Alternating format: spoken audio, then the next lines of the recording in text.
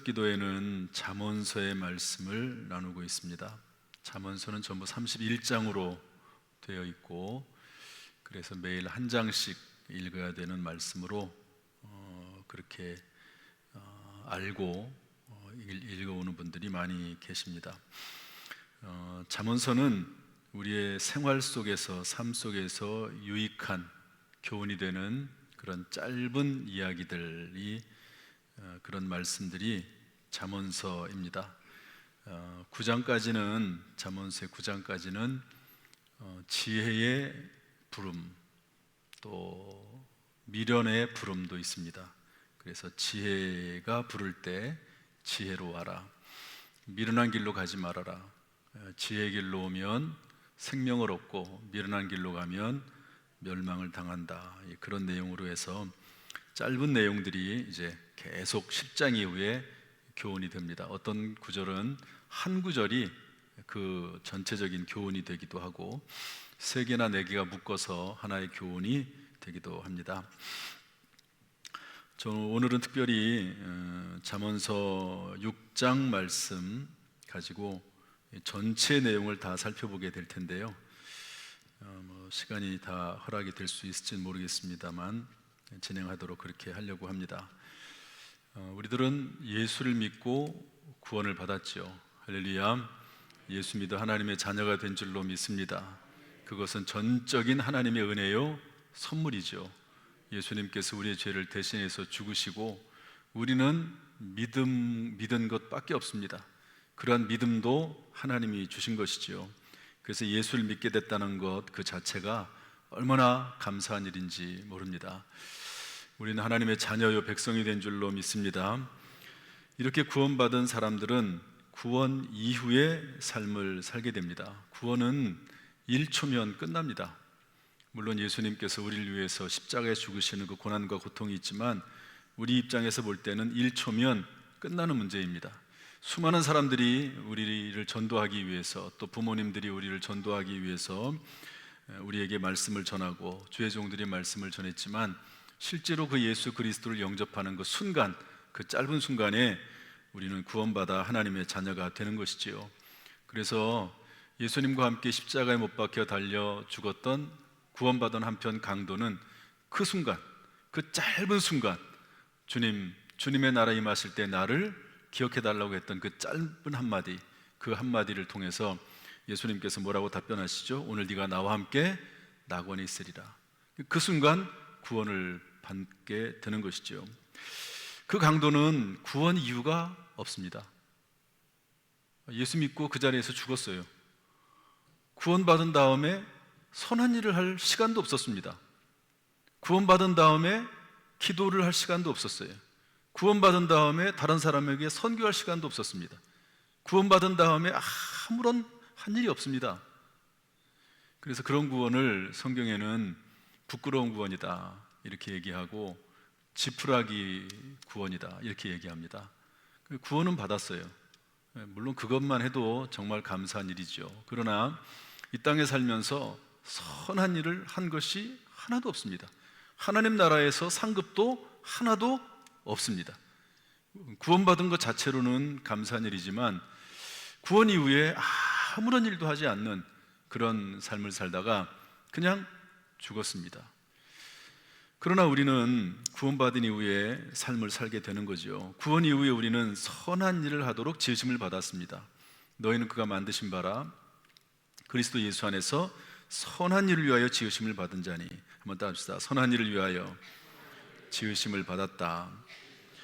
그런데 선한 일을 하더라도 우리는 지혜롭게 해야 됩니다. 어떻게 된다고요? 지혜롭게.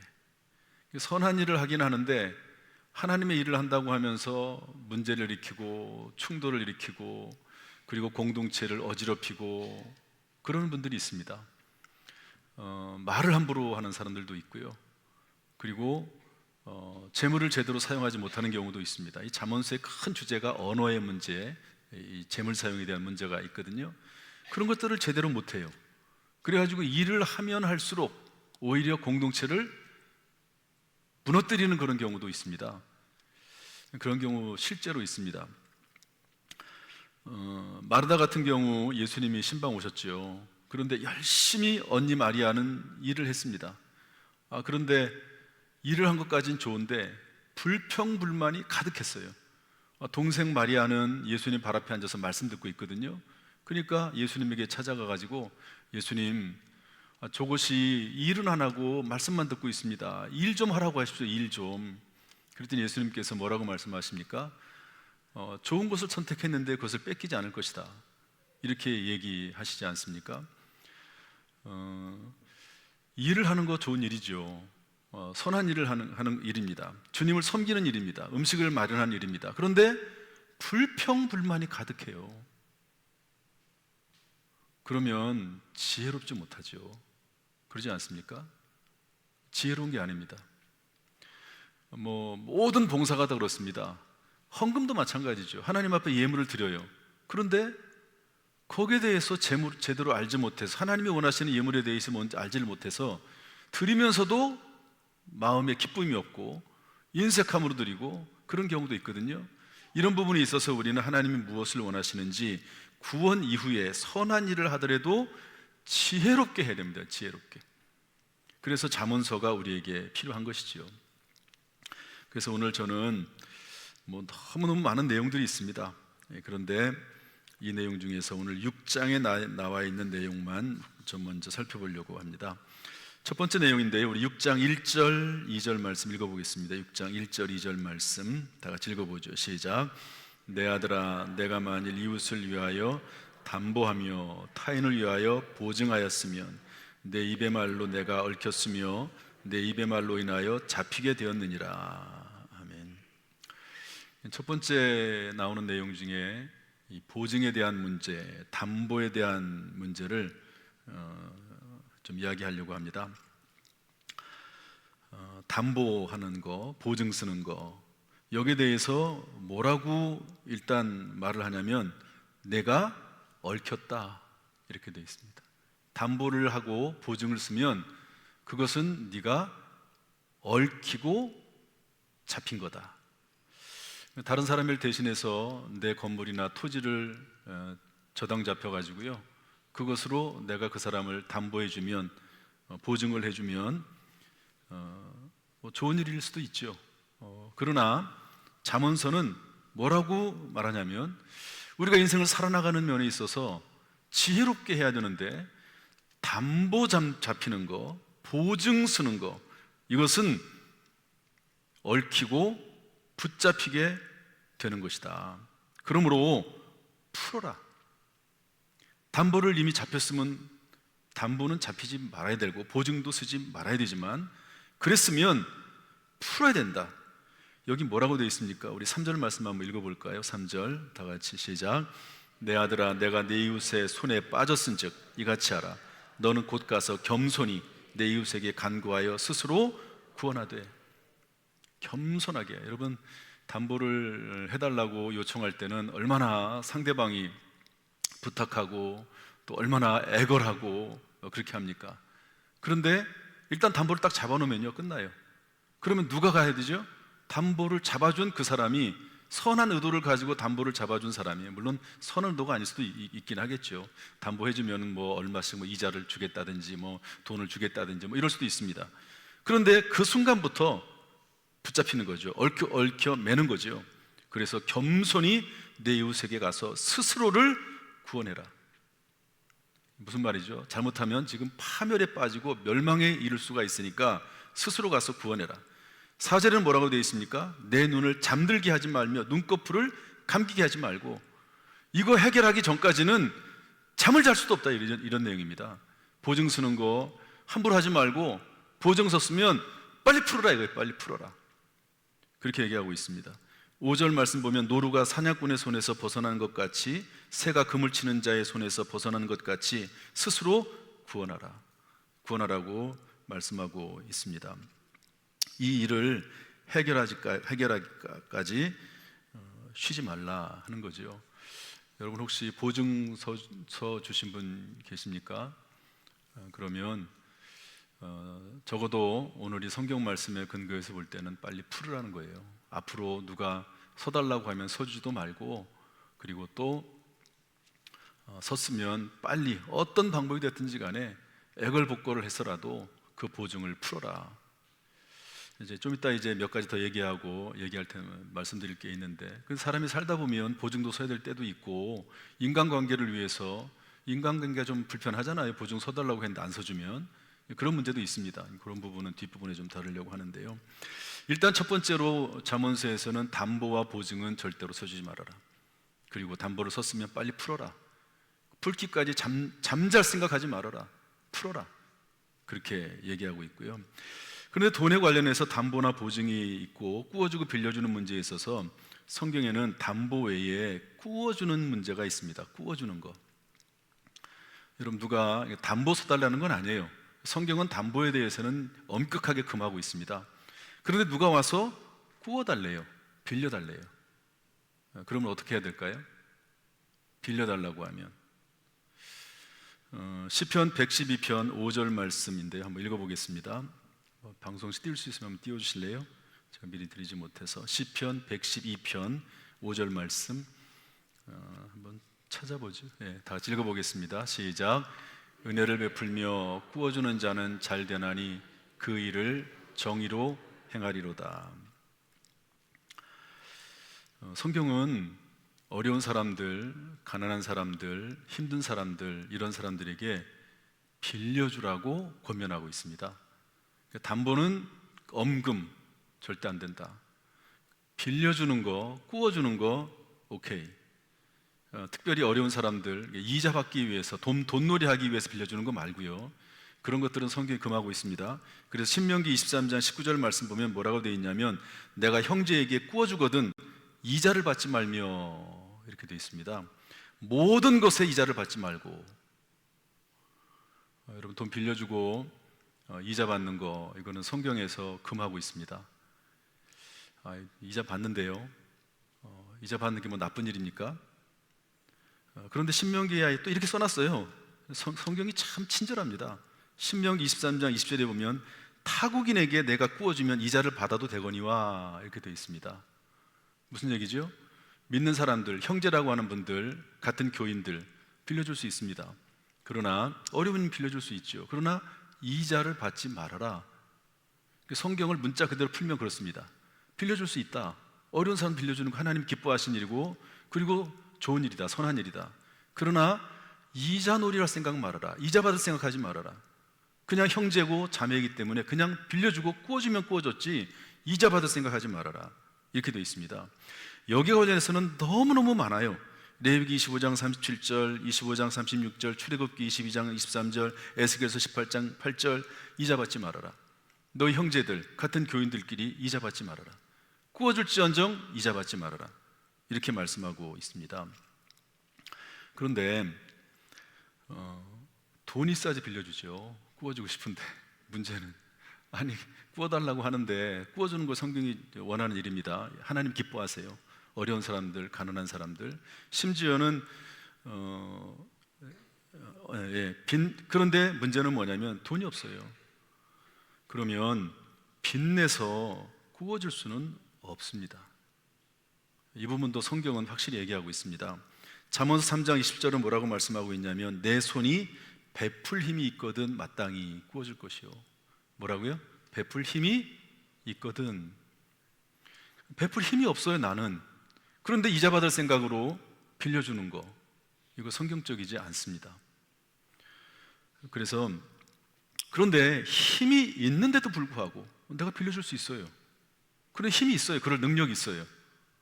어떻게 잘 해보면 빌려줄 수 있습니다. 그런데 빌려주지 않아요. 꾸어주질 않아요. 여러 가지 조건이 맞아야 됩니다. 내가 능력이 있어야 돼요. 상대방이 분명히 어려움이 있고 문제가 있어야 됩니다. 물질적인 필요가 분명히 있어야 됩니다. 그러면 꾸어줘야 되는데, 성경에 힘이 있는데도 불구하고 그 사람을 외면하면 어떻게 될까요? 내가 힘이 있어요. 저 사람 분명히 어려워요. 도와주지 않으면 큰일을 당해요. 낭패를 당해요. 내가 도와주지 않아요. 성경 표현 그대로 하면 저주를 받는다고 되어 있습니다. 참 이 물질에 대해서 성경은요 우리에게 여러 가지, 그러면 구체적이면서 자세하게 설명을 해주고 있습니다. 자, 정리 한번 해보겠습니다. 담보는 잡히지 말아라. 담보를 요구하지도 말아라.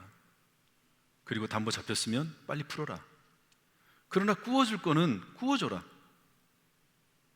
성경은 분명히 말씀해요. 그리고 이자 받지 말아라. 형제들끼리는. 타인들, 다른 사람들에게는 이자 받는 오케이, 좋다. 그러나 교인들끼리는 이자 받지 말아라. 빚내서 구워줄 수는 없다. 구워주지 않으면 하나님이 기뻐하지 않으신다. 이런 내용입니다. 첫 번째는 담보와 보증 문제, 그 다음에 구워주는 문제가 나오고요. 세 번째가 어떤 문제가 나오냐면 구제가 나옵니다. 구제. 한번 따라서 할까요? 담보, 구워주는 거, 구제. 구제는 빌려주는 거하고 또 달라요. 구제는 뭐죠? 이거는 받을 생각을 안 하는 거예요. 그냥 주는 겁니다. 그냥 주는 거예요. 성경의 잠언서 19장 7절은 뭐라고 말씀하고 있냐면, 가난한 자를 불쌍히 여기는 것은, 가난한 자를 불쌍히 여긴다는 말을 이제 다른 성경에서는 이걸 구제한다, 다른 사람을 적선한다 이렇게 되어 있습니다. 다른 사람을 가난한 사람에게 적선하고 가난한 사람에게 그냥 받을 생각 안 하고 주는 거예요. 구제입니다. 이건 구제예요. 그러면 그것은 여호와께 구워드리는 것이니 그의 선행을 그에게 갚아주시리라.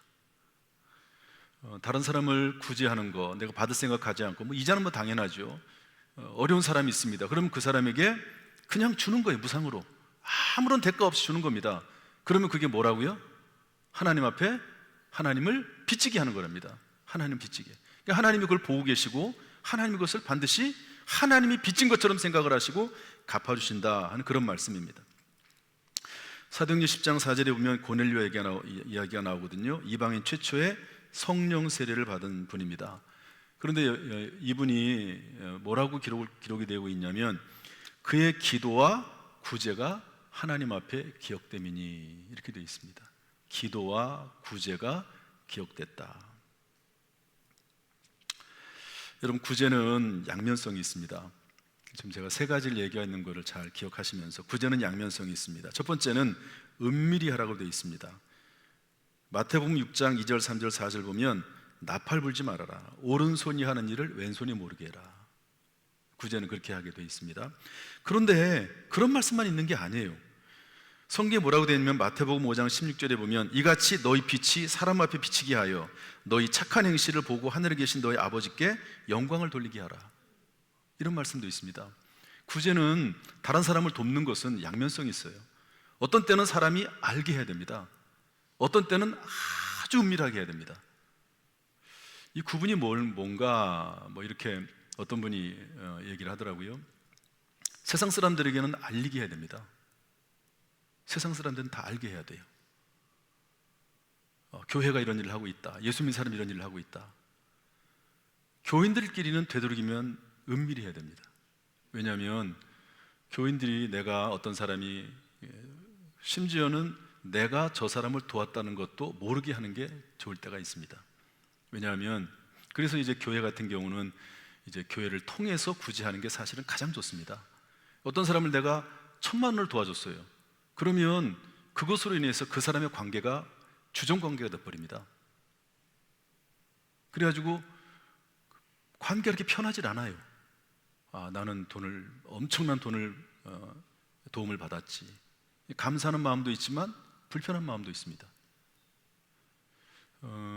제가 지금까지 목회를 하면서 돈을 담보 쓸 일은 없습니다. 저는 뭐가 있어야지 담보를 쓰죠. 그러니까 저는 담보 쓸 일은 없어요. 구워주는 일은 있습니다. 구제하는 일도 있죠. 근데 제가 여태까지 어려운 상황에서 와가지고 저에게 구워달라고 했을 때 다 못 구워주죠. 그 원하는 액수의 10분의 1이나 줄까요? 담임 목사에게 와서 구워달라고 하면 다 주지는 못하지만 줍니다. 그러면 교인들 중에서는 여태까지 저에게 돈을 받아간 분 중에 교회 나오는 분이 한 분도 없습니다. 그냥 받고 어디론가 사라지세요. 그래도 어쨌든 우리나라에 한국 선교사들이 와가지고 한국 우리 초기에 학교와 병원과 구제를 많이 했습니다. 그래서 착한 일이죠. 선한 행실이죠. 그것을 통해서 초기에 한국 교회에 온 사람들이 많습니다. 교회에 등록하고 교회 신앙생활을 시작한 사람들이 많습니다. 그래서 오늘 성경이 잠언서를 잘 읽다 보면 이게 세 가지가 다 나와요. 그래서 제가 세 가지를 종합적으로 말씀드리는 겁니다. 오늘 본문에는 담보에 대한 이야기가 나오지만 담보, 꾸어주는 거, 구제, 이 세 가지가 돈으로 되어진 일인데 서로 다르다 하는 것을 알 수 있습니다. 좀 정리 좀 해볼게요. 재정 문제에 있어서 공적 기관을 통해서 재정을 얻어야 됩니다. 은행이나 제1금융권, 제2금융권, 공적 기관을 통해서 얻어야 됩니다. 공적 기관을 통해서 할 수 없는 일을 억지로 무리해서 하는 것은 금해야 됩니다.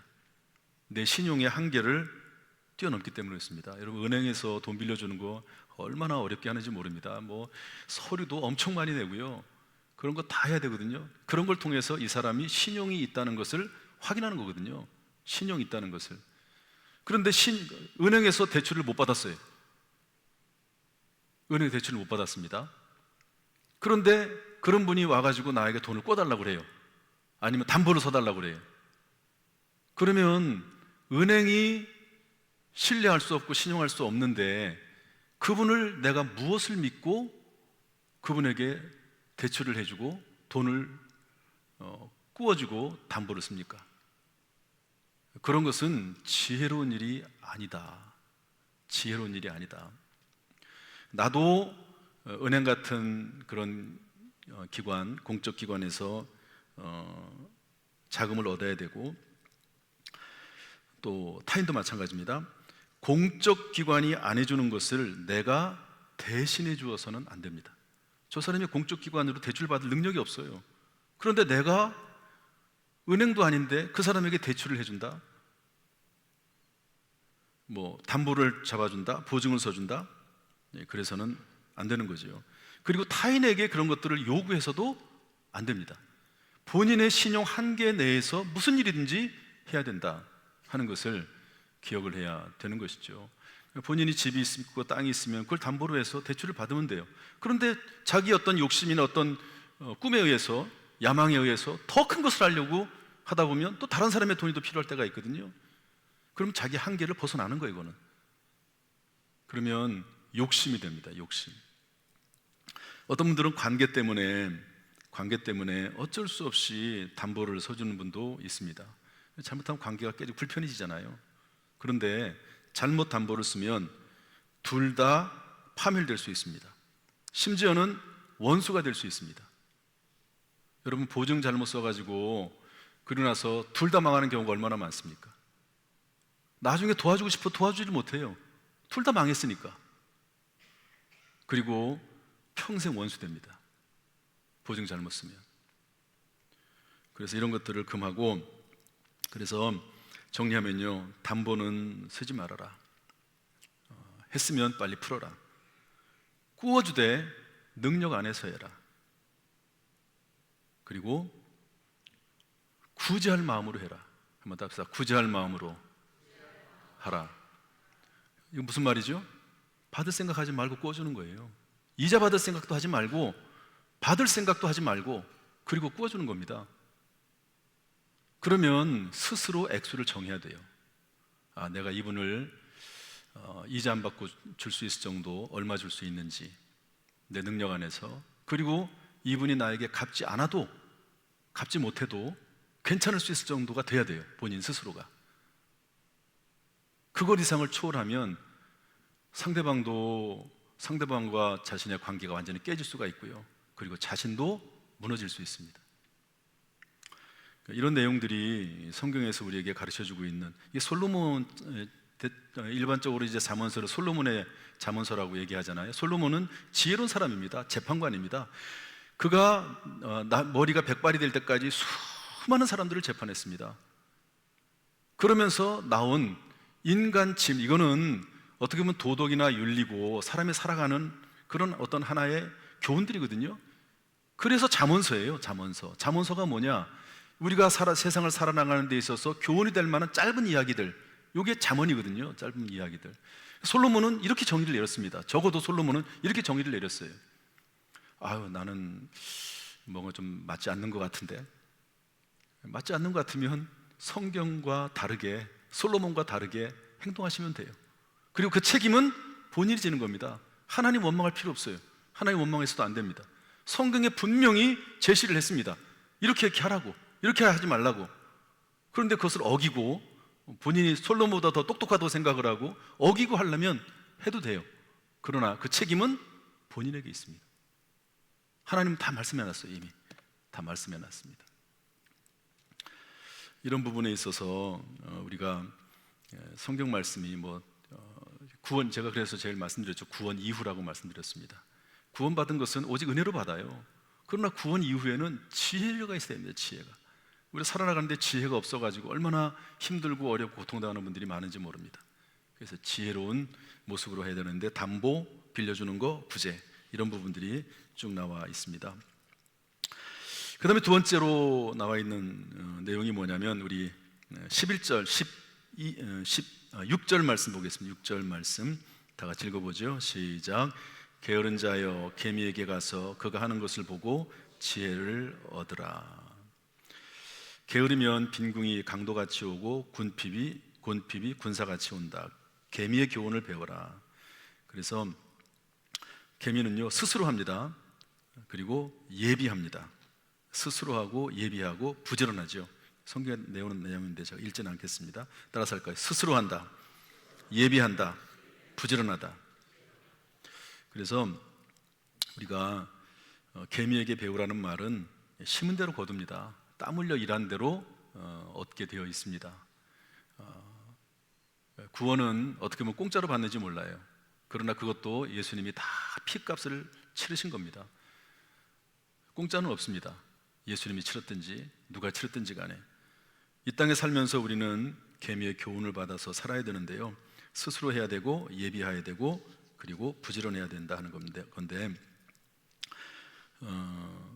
여기서 꼭 기억해야 될 것은 자연 법칙도 하나님의 법칙이라는 겁니다. 한번 따라합시다. 자연 법칙도 하나님의 법칙이다. 초자연적 법칙만 기적이죠. 기대에서는 온전하지 않습니다. 기적은 말 그대로 기적입니다. 기적은요, 우리가 하나님 앞에 기도해서 기적이 일어나기도 하지만 하나님이요 알아서 주시기도 하십니다. 저는 기적에 대해서 가장 성경적이라고 생각하는 게 하나 있습니다. 물론 이제 하나님 앞에 간절히 기도해서 기적을 얻는 경우도 있지만 어떤 분이요 정말 어려운 일을 당했습니다. 경제적으로도 육체적으로도. 그런데 그분이 경제적으로 워낙 어려우니까 모든 거 중단되죠. 그리고 육체적으로 병까지 들었어요. 얼마나 힘듭니까? 근데 이분이 뭘 하기 시작을 했냐면 예배드리기 시작을 했어요. 할 일이 없으니까 새벽 기도 나오고 새벽 기도 나오고 주일 예배 나오고 수예배 나오고 금요기도 나오고 그냥 하나님 앞에 기도하고 찬송하고 삶은 좀 근근히 이어가긴 하지만 그렇게 예배드리기 시작을 했어요. 그런데 그렇게 하다 보니까 어느 순간에 물질이 회복이 되고 어느 순간에 건강이 회복이 되고 그런 경우가 있습니다. 그분은 하나님 앞에 특별히 뭘 요청하지도 않았어요. 그런데 하나님이 그렇게 행하시는 겁니다. 성령으로 충만하고 말씀으로 충만하고 기도로 충만하고 찬송으로 충만하고 은혜로 충만하면 하나님께서 그 사람에게 은혜를 베푸시는 거죠. 그 마음의 소원을 들어주시는 거죠. 그래서 하나님께서 기적을 행하세요. 저는 그렇게 믿는 경향이 좀 강합니다. 기도를 통해서 하나님 역사하시는 것도 믿지만 그러나 우리가 주 안에 있으면 하나님께서 채워주시는 은혜도 있다. 그런 기적도 있다. 저는 그렇게 믿고 있습니다. 여러분, 우리가 땀을 흘려서 일할 때 주시는 하나님의 놀라운 은혜가 30배, 60배 복 주시는 은혜가 임하기를 주님의 이름으로 축복합니다. 세 번째로는요, 우리 12절 말씀 보겠습니다. 다 같이 읽어볼까요? 12절 다 같이 시작. 불량하고 악한 자는 구부러운 말을 하고 다니며 눈짓을 하며 발로 뜻을 보이며 손가락질을 하며, 여기까지 읽겠습니다. 불량하고 악한 자들을 멀리하라는 겁니다. 이게 지혜입니다. 제가 이제 담보에 대한 이야기 했습니다. 6장에 나오는 내용이에요. 그 다음에 게으르지 말라는 내용 나옵니다. 그 다음에 불량하고 악한 자들, 금묵자학이라고 그래서 여러분 이런 사람들하고 어울리면 반드시 그렇게 되어 있습니다. 따라가게 되어 있거든요. 그래서 교회 믿음이 좋은 분들, 함께 말씀 읽고 기도하고 찬송하는 분들, 이런 분들하고 같이 지내면 믿음이 자라는데 그렇지 않으면 자꾸 믿음이 퇴보하게 되는 것이죠. 마지막 네 번째로 20장 말씀 보겠습니다. 20절 말씀 보겠습니다. 20절 말씀인데 다 읽긴 좀 너무 많고요. 32절부터 보겠습니다. 32절부터 다 같이 읽어보죠. 32절부터 시작. 여인과 간음하는 자는 무지한 자라. 이것을 행하는 자는 자기의 영혼을 망하게 하며 상함과 능욕을 받고 부끄러움을 씻을 수 없게 되나니, 남편이 투기로 분노하여 원수 갚는 날에 용서하지 아니하고 어떤 보상도 받지 아니하며 많은 선물을 줄지라도 듣지 아니하리라. 이 성경에서 특별히 잠언서에서 나오는 내용 중에요, 지혜, 우리가 이 세상을 살아나가는 지혜 중에 물질 문제, 그 다음에 언어의 문제 꼭 다루거든요. 그 다음에 남녀 간의 문제, 이성 문제 꼭 다룹니다. 왜냐하면 그 교회 내에서도 그렇고 교회 밖에서도 그렇고 세상 사는 문제들이 다 거기서 나와요. 여러분 생각을 한번 해보면 다 거기서 나옵니다. 가정의 행복, 평화 깨뜨리는 거 어디서 나옵니까? 다 거기서 나오거든요. 잠언서는 그것을 집중적으로 다룹니다. 특별히 언어의 문제는 아주 집중적으로 다룹니다. 언어 문제. 성경 이 잠언서에서 언어, 말, 혀에 대한 단어가 100번 이상 나옵니다. 그만큼 말로 인해서. 그 다음에 이성 문제, 그 다음에 돈 문제, 이런 문제들이 계속 나오거든요. 이런 것들은 우리가 계속해서 우리가 생각하고 또 그리고 조심하고 그리고 지혜롭게 해야 되고 그런 부분들이 있습니다. 여기는 뭐라고 되어 있냐면 통간인데요, 여자와 간음하든 남자와 간음을 하든 통간입니다. 여러분 부부간에 이 문제가 생기면요 모든 관계가 깨집니다. 참 어렵습니다. 그래서 본문 25절에 뭐라고 되어 있습니까? 내 마음에 그의 아름다움을 탐하지 말며 그 눈꺼풀에 홀리지 말아라. 여러분 요셉 같은 사람은 어떻게 했죠? 주인의 아내가 동침하자 자자 그럴 때 아예 가까이 있지도 않았습니다. 그리고 옷을 막 만지고 늘어지니까 겉옷을 벗어두고 도망갔습니다. 아무튼 결혼하기 전에는 모든 여자가 내 남편과 아내가 될 수 있습니다. 그러나 결혼하면 오직 한 사람입니다. 오직 당신뿐입니다.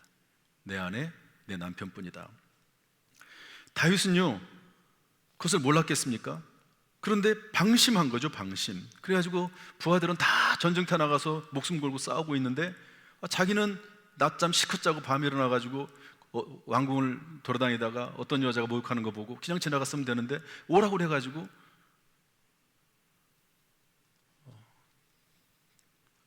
성경에서 또 하나님이 원치 않는 일, 본인도 알아요. 그런 일을 행하지 않았습니까? 그로 인해서 하나님 앞에 범죄하게 되고 그리고 죽을 뻔하다가 겨우 살아나고 그리고 그 태어난 아들은 죽고 그리고 가정에 얼마나 많은 고난과 어려움이 있습니까? 이 문제 참 중요한 문제입니다. 그래서 요셉처럼 해야 돼요. 함께 있지도 않고 좀 마음에 드는 자꾸 이성적으로 끌리는 사람들이 있을 수 있거든요. 왜 없겠습니까? 교회 밖에도 있고 교회 안에도 있습니다.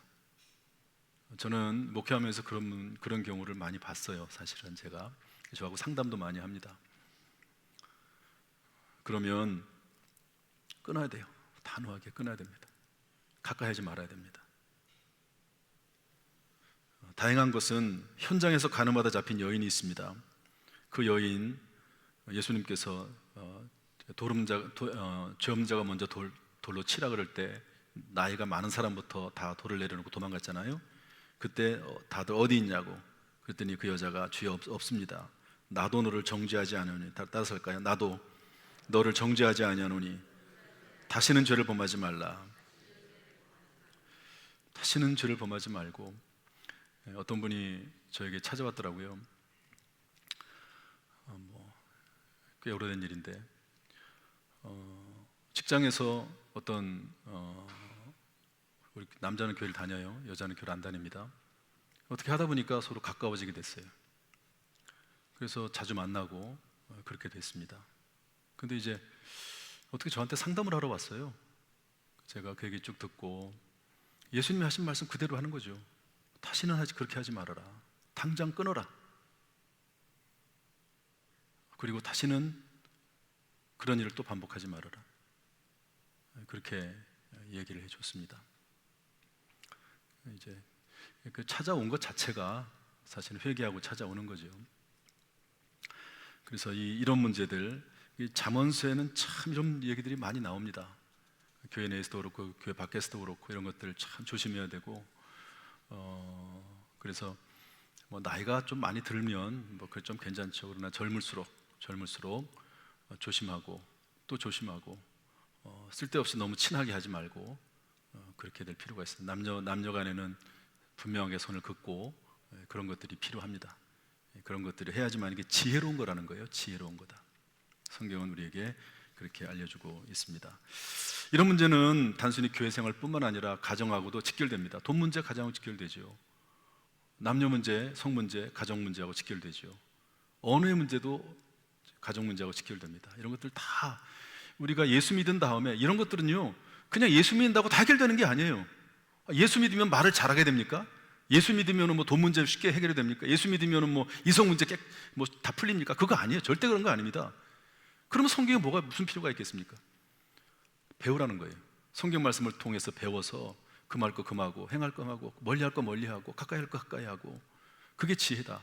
그러면 하나님께서 복을 주시고, 말씀대로 사니까 하나님께서 그 가정을 지켜주시고, 이 세상 우리가 살면 얼마나 삽니까? 길어야지 100년 사는 것 아닙니까? 그 사는 동안 평안하게 살 수 있다 하는 거죠. 그리고 하나님이 그런 믿음으로 사는 사람에게는 하나님이 필요한 것을 주세요. 자꾸 딴 데 쓰려고 하니까 하나님이 안 주시는 거지요. 딴짓 하려고 그러니까 하나님이 안 주시는 거지. 하나님께서 말씀대로 살고 말씀대로 행하고 지킬 거 지키고, 그러면 하나님께서 왜 그 사람을 복주지 않으시겠습니까? 잠언서의 말씀을 통해서 뭐 이번 주는 뭐 거의 끝날 것 같은데 다음 주 조금 더 하나요? 그러나 잠언서 말씀은 계속 읽어야 되는 말씀입니다. 계속 읽고 또 읽고 묵상하고 배워야 되는 말씀이죠. 참으로 지혜가 저와 여러분 가운데 늘 충만하기를 주님의 이름으로 축복합니다. 그래서 잠언서 4장 7절에서 뭐라고 되어 있습니까? 지혜가 제일이니 지혜를 얻으라. 이 지혜는 첫 번째 예수님이 지혜입니다. 예수 믿고 구원받는 게 지혜죠.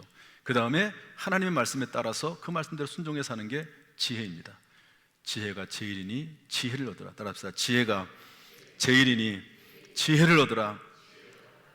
참으로 우리와 우리의 자녀들, 우리 교회 모든 성도들 지혜로 충만하기를, 지혜의 영을 주시기를, 성령께서 함께 하시기를 주님의 이름으로 축복합니다. 기도하겠습니다.